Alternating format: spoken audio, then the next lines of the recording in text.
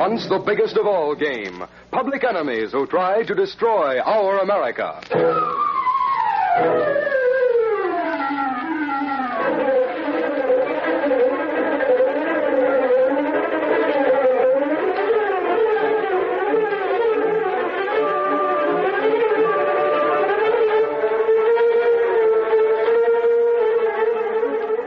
His faithful valet Kato, Britt Reid, daring young publisher, matches wits with the underworld, risking his life that criminals and racketeers within the law may feel its weight by the sting of the Green Hornet.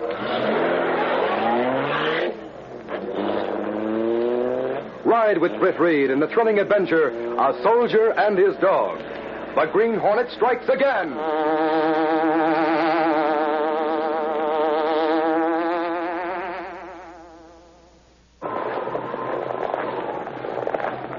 Young Private Bill Mercer scowled as he approached the long-frame building, which served as the hospital in a certain Aleutian Island military camp. Bill's company had sailed for home while he was serving time in the guardhouse for petty theft in the barracks. And now he'd been ordered to see Captain Webb, the doctor in charge of the hospital.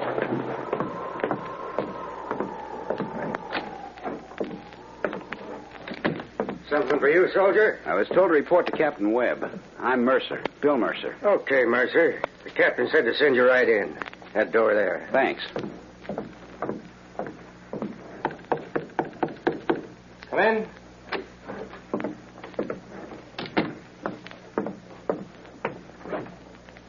Private William Mercer reporting, sir. Oh, yes. At ease, Mercer. Sit down. Thank you, sir. Mercer, I'll get right to the point. I understand you were in Company D? Yes, sir. I was left behind when they... I know. Mercer, one other chap who belonged to that company was left behind, too. Young chap by the name of Vinton. Private Ned Vinton. Know him? Yes, sir. But we weren't what you'd call close friends. I didn't know Vinton had... Private Vinton is here in the hospital, Mercer. Couldn't be moved when his company sailed. Had double pneumonia. And, well, he's had a relapse. Gee, that's tough. You think he'll... His chances are very slim, Mercer. While there's life, there's hope, of course. But... I get it. That's sure tough. Now, Vinton doesn't know his company has sailed for home. Asked that we have one of the men from his company come in to see him this afternoon. That's why I sent for you. Well, His room's just down the corridor. Go in, talk to him. And be careful what you say. Yes, sir. I'll take you to him.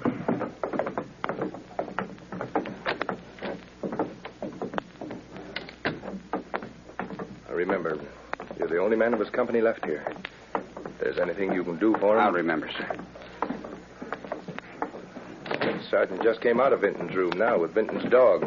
It's being shipped to the States today. Well, Sergeant, guess that dog will miss young Vinton. Oh, yes, sir. Hey, get away from me, you mutt. Easy, Buster. Easy, fella. Take him along, Sergeant. Yes, sir. Come on, Buster. Come on, boy. Good thing Buster was on a chain, Mercer. You shouldn't have kicked him. Sorry, sir. I don't like dogs. Come along. In here. Vinton, here's one of the men from your company to see you. I'll leave you two alone. Hello, Vinton. What? Why did you come, Mercer? Oh, I was the only one who could come over right now. Anything you want? I want someone to write a letter for me.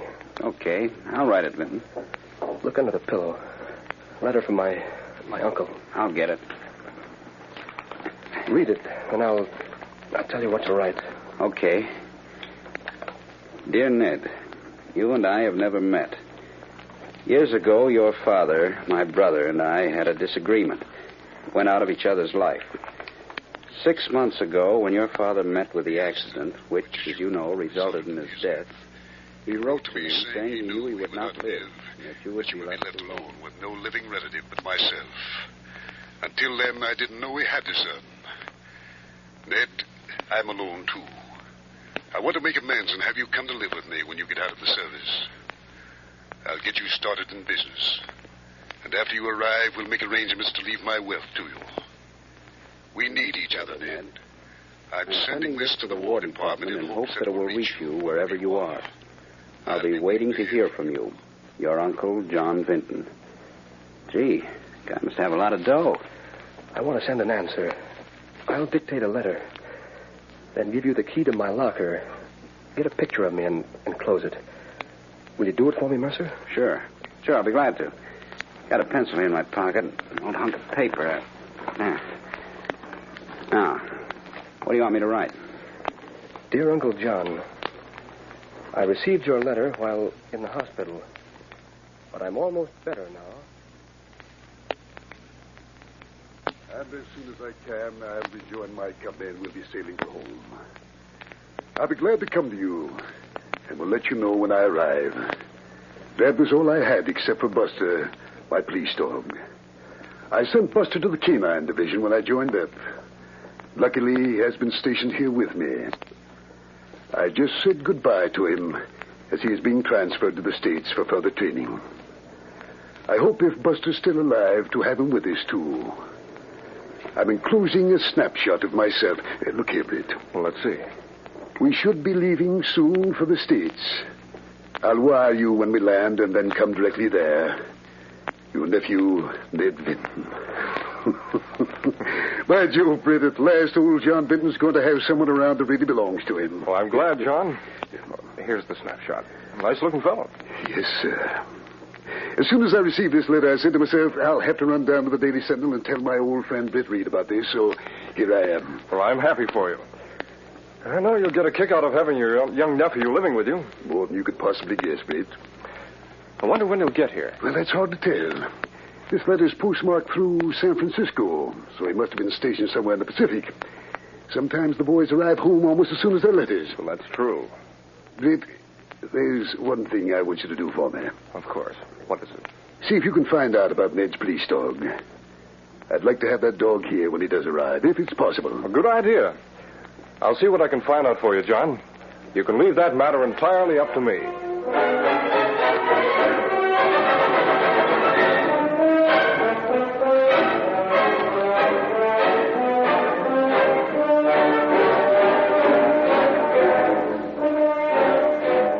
It was several weeks later. Britt Reid was busy in his office going over letters with his secretary, Lenore Case.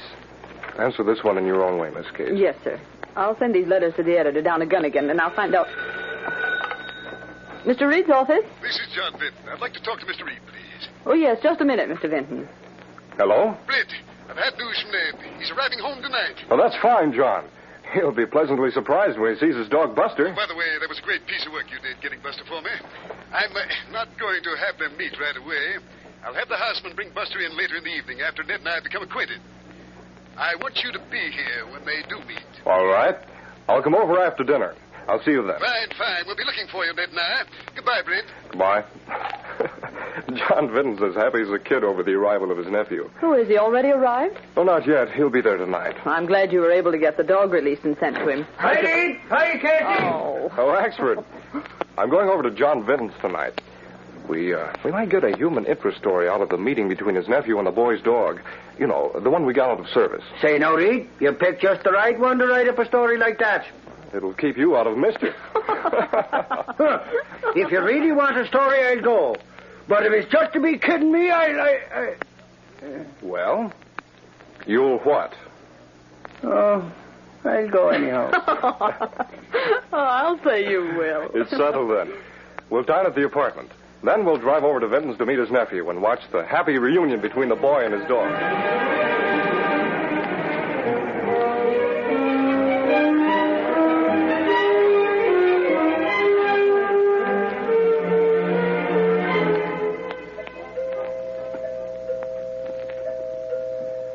Young Vinton is fortunate to come back to all this. You sure live the life of Riley from now on.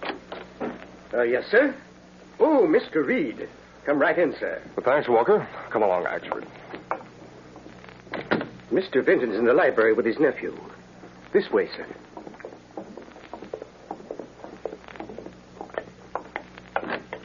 Mr. Britt Reid. Britt, come right in.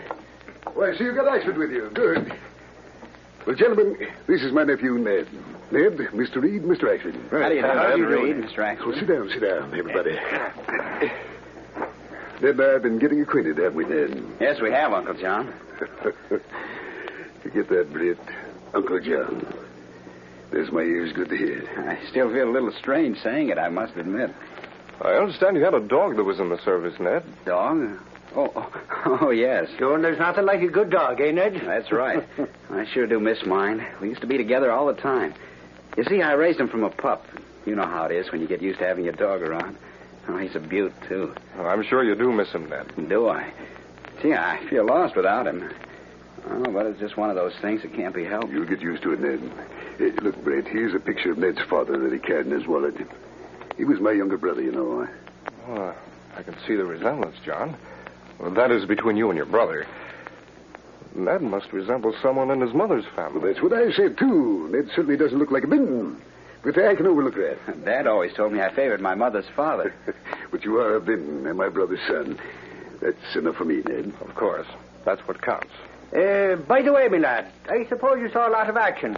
What outfit were you with? And where were you stationed? Well, now, Mr. Axford, Ned's been through a long illness, and it bothers him to talk about what he's been through. Some other time he'll tell us all about it, won't you, Ned? Sure. I mean, I'll be glad to, Uncle John. Oh, sure. What are you planning to do now that you're here, Ned? Ned's going to rest up a bit. Then we'll decide what he's to do. Probably finish his education first. That's wise, John. Of course it is. And tomorrow I'm changing my will so as to leave everything to Ned. I don't believe in putting things like that off. You're a lucky lad, Ned. That you are. Yes, I am at that, Mr. Axford. Well, Britt, I guess it's time for the surprise we have for Ned. Surprise? Well, it'll be a surprise, all right. Mr. Vinton sure thinks of everything. I'll ring for Walker. Have you guessed what it might be, Ned? No, I don't know what it might... Walker knows what to do. He'll be here in a moment with the surprise. Sure, I'm getting excited just waiting to see what'll happen. Why? What do you mean? What... Here he comes. Here he is, sir. Well, Ned, That dog, that's Buster, the dog you wrote about, Ned. Your dog. Oh, yeah. He doesn't seem to know me. Maybe it's because you're not in uniform. Speak to him. Go pat him, Ned. Here, boy. Here, fella. That's strange. That him, Ned. He'll know you in a minute. Hello, Buster. Nice boy. Get him away. Down, Buster, down. Take him out, Walker. Snap a leash on him. Oh, yes, sir. Come on, boy. Come along. Gee, he didn't seem to know me, Uncle John. Well, that's strange, Ned. I guess his army training has changed Buster a great deal. Don't you think so, Britt? As you say, John, it's very strange. I'm afraid Buster was a bigger surprise to your nephew than we bargained for. In more ways than one.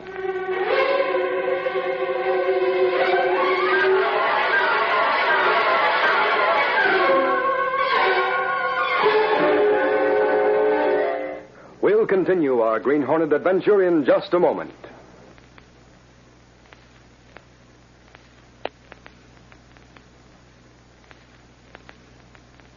And now, back to the Green Hornet. After leaving Benton's home, Britt Reid dropped Axford off at police headquarters. Then he went to his apartment, where Kato, his faithful Filipino valet and the only person knowing his identity as the Green Hornet, was waiting. Britt told Kato what had happened when Benton's nephew came face to face with his own dog. It not seem right, Mr. Britt. The dog never forget master like that. That's just it, Kato. That dog acted as though he had never seen that soldier before. He added in a letter to his uncle, Ned Vinton brought up the subject of the dog. He what dog here, then? Yes. Ned Vinton wrote that he'd hoped to get his dog Buster out of the service and have him here. Well, that's why John Vinton asked me to try to arrange the dog's release. What you think, Mr. Britt? I think something's decidedly wrong, Kato. It could be that the chap over at John Vinton's is not his real nephew. Well, perhaps if you hint to authorities... No, that would be embarrassing if I were wrong. John Vinton would never forgive me. What I intend to do is to find some definite proof that he is or is not Ned Vinton. And it must be done quickly. John Vinton's changing his will tomorrow. If man not real nephew, then John Vinton's life be in danger perhaps after he change will. Yes. Of course, as Britt Reid, publisher of the Daily Sentinel, I can wire the War Department for full information about Ned Vinton. But the reply may take time coming through. Meantime, perhaps a Green Hornet find out something. Right. A visit to the Vinton home by the Green Hornet may turn up something. Let's go, Kato.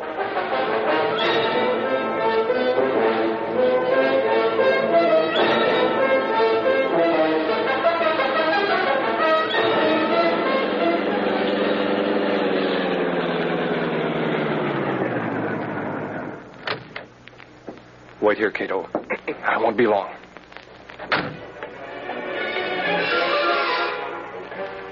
Moving like a shadow, the sinister figure of the dreaded Green Hornet disappeared into the darkness toward the unlighted side windows of the Vinton mansion. Kato waited, ever on the alert, until finally he heard the familiar quick light steps of Britt Reid returning to the Black Beauty. Was that you, Mr. Britt? Yes. I've accomplished a little something anyhow. Get going, Kato.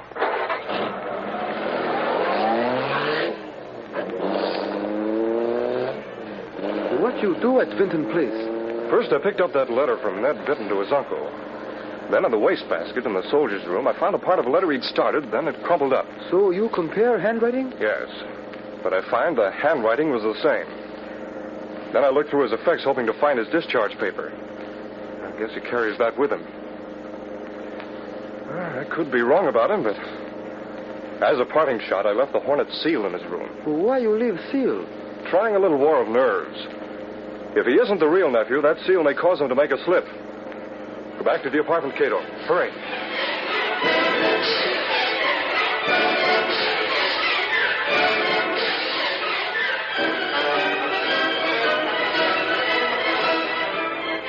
After returning to the apartment, Britt Reid put through a wire to the War Department. Then he and Kato waited a long time. Finally, Britt gave voice to his thoughts. Kato? By this time, the chap we know as Ned Vinton should have notified the police about finding that Hornet seal. Axford would have let us know if there had been any such call. If Soldier really nephew of Vinton, then he called police. Exactly, but he hasn't. So that makes me think he has something to hide. Therefore, he didn't call in the police. I'm going back there and have a showdown with him. Will we take Black Beauty out again, Mr. Britt? Yes. Come on.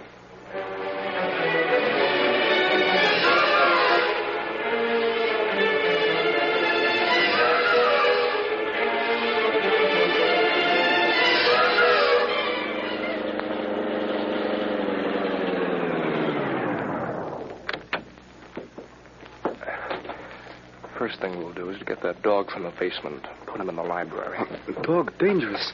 You be careful. I can handle him, I think. Earlier tonight he obeyed my order. Here's hoping he'll take further orders from me. Move quietly now. Oh, yes, sir. If my plan works, we'll know the truth tonight.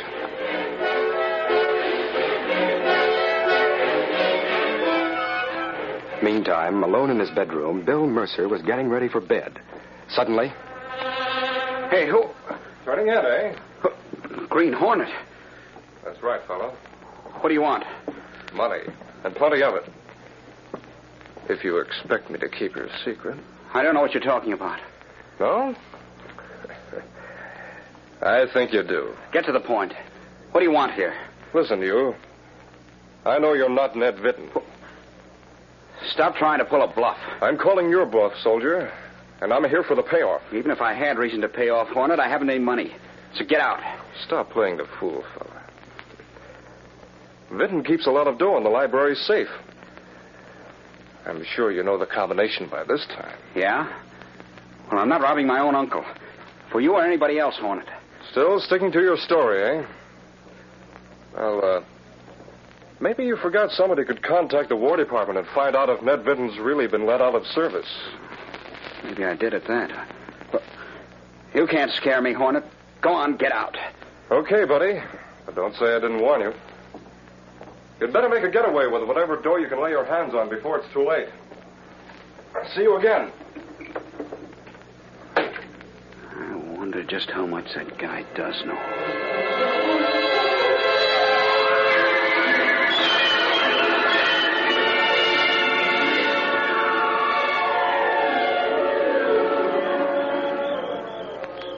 We'll stay here in the shrubbery till we see what he's going to do, Kato. If he not go to library, it mean that he is Ned Vinton. Of course, I could be mistaken, but I don't think so this time. Look, light go out in bedroom. Yes, this is the test. Let's go on the side porch. We'll stand just outside the library windows. Follow me, Kato. I tied the dog just outside the window of the library. I forced the latch so that we can open it fast. The French window there. Down, boy. Quiet. He mind you well. Yes, that's a break. We'll wait right here. Look, someone enter library with flashlight. Must be the boy. keys to the Frankie window open a little. You see anyone? Yes. He's opening the safe. Now he's taking out the money. Get him, Buster! Come on. Hey, let go of him. Get away. Get away, you mother. No one's going to get me. This time I'll kill you. No, you won't. The Hornet. Wait, Hornet. No, that dog. He'll drive me to pieces. Down, Buster, down. This will take care of you, faker. You all right? Yes, now to search this heel. There's his discharge papers. Now, hold the flashlight. There. What did it say? The name of this, William Mercer, not Ned Vinton. Yes, fella, you knew he was a phony. Someone come. Must be John Vinton, the houseman. I'll leave this discharge paper and the Hornet's seal. That safe open and the money strewn about. He ought to get wise. Let's get out of here. Yes, sir. There it is. Look there. Master Ned. Real Buster. Wait a minute. What's this paper here?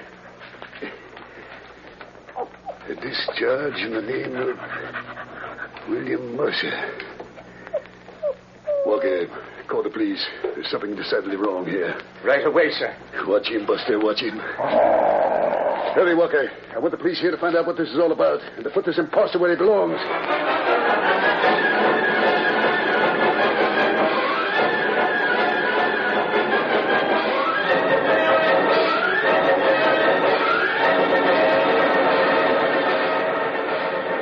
It was an hour later when, in response to a phone call from John Vinton, Britt Reid entered the Vinton home.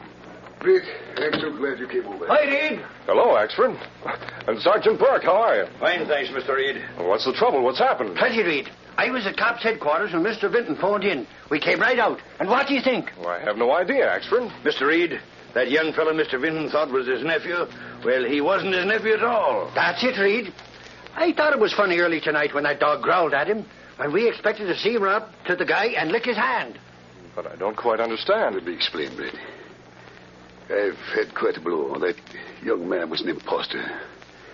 They've already taken him to headquarters. He wasn't Ned Vinton at all. How did you discover all this, John? 'Twas the dog found it out, that it was. He caught the spalpeen robbing the safe and jumped him. You don't say. Sure, and that soldier was in cahoots with the Green Hornet all the time. No. Yes. We found a hornet seal stuck on his forehead. Sure, and we know the dog didn't put that there. But what about Ned, John? Did you get any information from the soldier? He said Ned died of pneumonia in the hospital in the Aleutians. Ned dictated that letter thinking he'd live. This man, whose name, according to his discharge, is William Mercer, wrote the letter for Ned. Then, knowing Ned was dying, he sent his picture and decided to pose as Ned. I'm sorry, John. Very sorry. We'll hold that spalpeen until we make sure your poor nephew did die, like you said, Mr. Vinton. I'll find out through the War Department, John. Meantime, you have Ned's prized possession, his dog, Buster. Yes. Yes, that's right. If it hadn't been for Buster, well, I'll give that dog the home and attention Ned would want him to have. He saved me from being greatly imposed upon. Robbed, you mean? Murdered, he means. That guy would have got that will signed and probably killed Mr. Vinton to get the dough, that's what. To my way of thinking, that dog's a hero. Yes, Axford, Buster is a hero. He certainly knows who is not to be trusted. Sure. And believe you me, I hope Buster's along with me when I run into the Green Hornet. I'll bet Buster'd go for him like a tornado. He sure drove that devil out of here tonight. Here, Buster, here. Stop leaping all over Britt that way. Hello there, Buster. How are you, boy? Hey, Sarge, look at that now. That just goes to show nobody could say Reid was the Hornet. That they couldn't. Buster knows the good from the bad. That he does know. Thanks, Axford. By golly, that dog's a smart one. Too bad he can't talk. Being a war dog, I'll bet he could tell some secrets that would surprise all of us. Well, that's right, Sergeant. Couldn't you, old boy?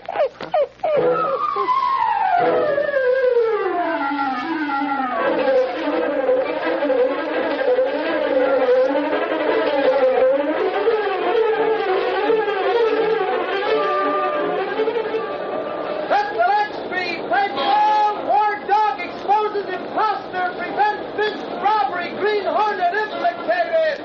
Read all about it. Green Hornet still in charge. Sentinel Street. Paper!